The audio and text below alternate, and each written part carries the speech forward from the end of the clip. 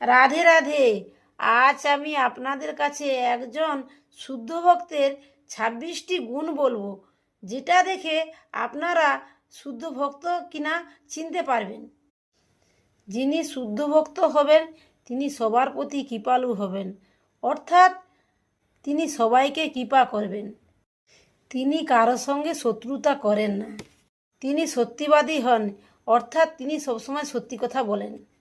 তিনি সমদর্শী, অর্থাৎ তিনি ভেদাভেদ করেন না, সবাইকে সমান চোখে দেখে। কেউ তার মধ্যে কোনো দোষ দেখতে পায় না। তিনি উদার মনের হন, অর্থাৎ তার স্বভাবটা উদার হয়। তিনি কোমল, অর্থাৎ তিনি দুর্বা ঘাসের মতো, পা দিয়ে মাড়ি দিলেও তিনি আবার মাথা তুলে দাঁড়ায়।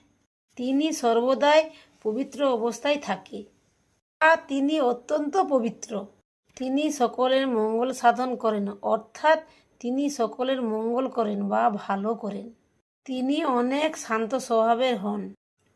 তিনি সর্বদাই শ্রীকৃষ্ণের শরণাগত, মানে শ্রীকৃষ্ণকে সবসময় স্মরণ করেন। তার কোনো জাগতিক বাসনা নেই।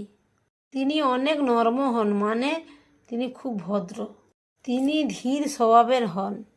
তিনি জিতেন্দ্রিয় হন, অর্থাৎ তিনি মনকে জয় করেছেন। তিনি কখনোই প্রয়োজনে অতিরিক্ত আহার করেন না। তিনি কখনো মায়ার দ্বারা প্রভাবিত হন না।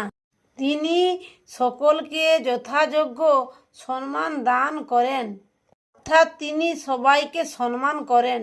তিনি নিজে কোনো রকম মনের আকাঙ্ক্ষা করেন না। তিনি অনেক দয়ালু স্বভাবে হন। তিনি বন্ধু ভাবাপন্ন, তিনি সকলের সঙ্গে বন্ধুর মতো ভালোভাবে মেশেন।